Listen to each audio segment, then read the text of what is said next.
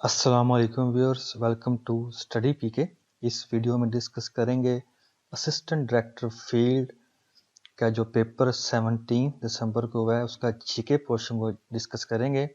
So without wasting any time शुरू करते हैं आज का lecture. First question is the G7 summit of 2019 was held in which month. Usually country का पूछते हैं लेकिन इसमें मंथ का पूछा हुआ था। सो ये जो G7 समिट है ये जून या मई में होती है मोस्टली, बट ये 2019 की अगस्त में हुई थी, 24 से 26 अगस्त 2019, और ये हुई थी फ्रांस में। सो G7 समिट के हवाले से कुछ इंपॉर्टेंट और एमसीक्यूज देख लेते हैं। सो जो 45th समिट थी 2019 की, ये पहले मैंने बता दिया, फ्रांस में हुई थी 24 से 26 अगस्त तक में। 46 जो 2020 में हुई थी वो कैंसिल हो गई थी कोरोना की वजह से। देन 47th 2021 में जो हुई वो जून में हुई, 11 से 13 जून, यूके में हुई थी। इसको हेड किया था बोरिस जॉनसन जो फॉर्मर प्राइम मिनिस्टर हैं थे सॉरी। उसके बाद लिज ट्रस जो आई प्राइम मिनिस्टर, अब जो करंट प्राइम मिनिस्टर हैं वो ऋषि सुनक है। उसके बाद 48 जो समिट हुई थी वो जून 2022 में हुई थी जर्मनी में। इसको हेल्ड किया था ओलफ शोल्ज, करंट जो चांसलर हैं जर्मनी के। इसके बाद जो 2023 में होगी वो जापान में होगी, 2024 वाली इटली में होगी, और 2025 में जो होगी वो कनाडा में होगी। सो ये इम्पोर्टेंट है। इसके अलावा ये G7 समिट और G20 समिट के जो प्राइम मिनिस्टर या प्रेसिडेंट है वो आपको लाजमी ही पता होना चाहिए। इसका करंट अफेयर्स के हवाले से वेरी इंपॉर्टेंट है।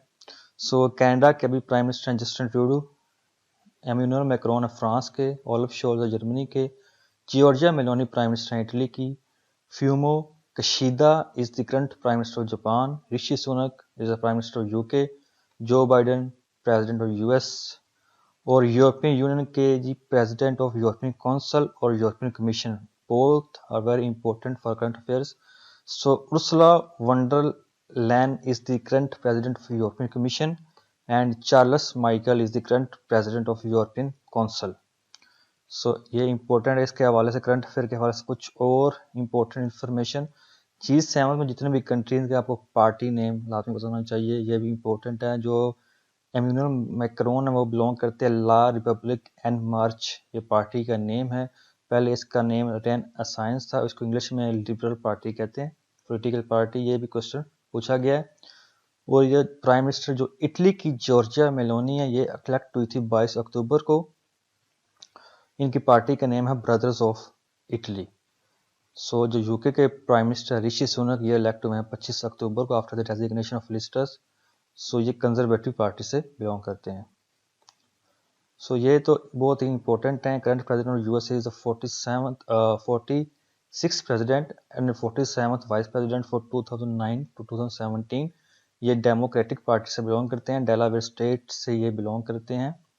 इसके अलावा जो वाइस प्रेसिडेंट यूएसए के वो 49th वाइस प्रेसिडेंट है जी कैमला टी हैरिस, और US secretary of state is current 71st secretary of state Antony J Blinken.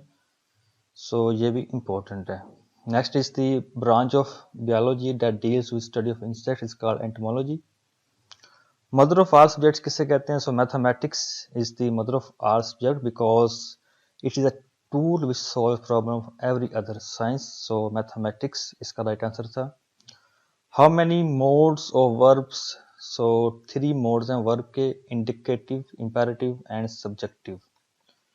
Next is the type of punctuation used in mother-in-law, father in law, son in law. So hyphen use करते हैं जी, इसमें hyphen इसका right answer था। So he is good in mathematics, इसको correct करना था। So he is good at mathematics.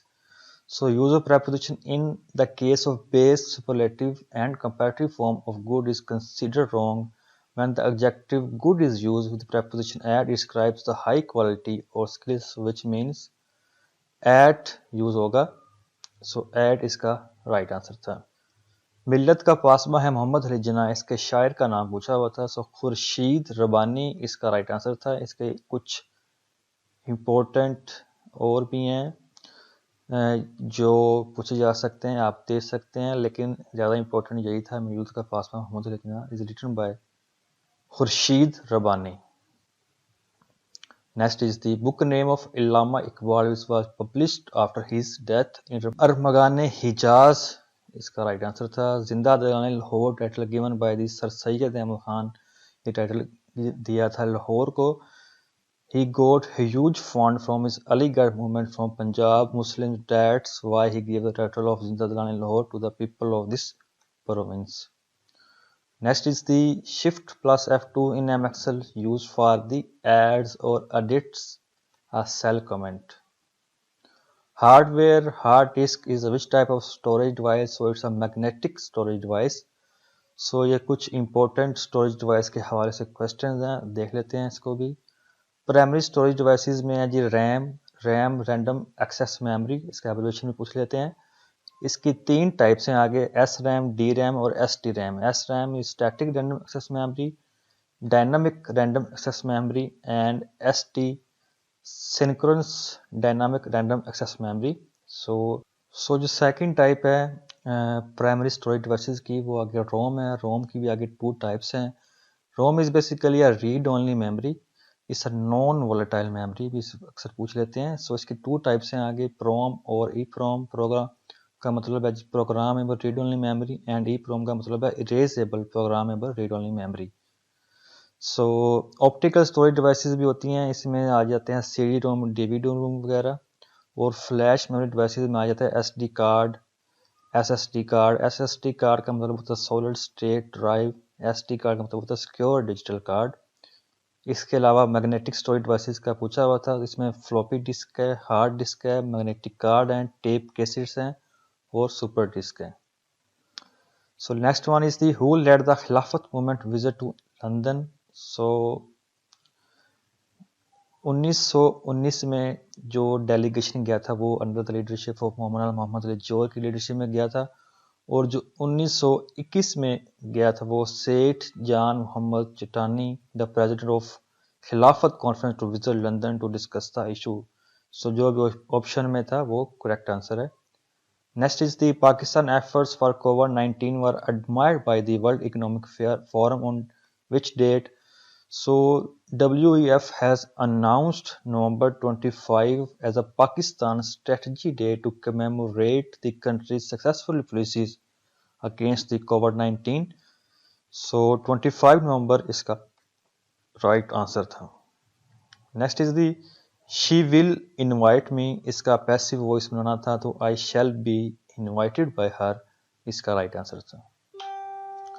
The sum of the square of 3 number is 138 while the sum of their products taken 2 at a time is 131. Their sum is, so correct answer 20 था। ये इसका solution भी दिया हुआ है, आप इसको देख सकते हैं। डेफिनेशन पूछी हुई थी सिफत निस्बती की। सो वो सिफत जिसमें किसी दूसरी शय से लगाव या निस्बत ज़ाहिर हो, इसे सिफत निस्बती कहते हैं। मसलन हिंदी अरबी वगैरह अमूमन ये निस्बत इसम के आखिर में या मरूफ के बढ़ाने से ज़ाहिर होती है। सो ये कुछ और क्वेश्चन थे, इनकी मुझे समझ नहीं आई। सो ये भी कुछ क्वेश्चन पूछे हुए थे इस पेपर में जनरल नॉलेज के हवाले से। So that's all from today lecture. अगर आपको वीडियो पसंद आई इसको शेयर कर अपने दोस्तों के साथ and don't forget to subscribe our channel for the upcoming videos. Thank you so much for watching.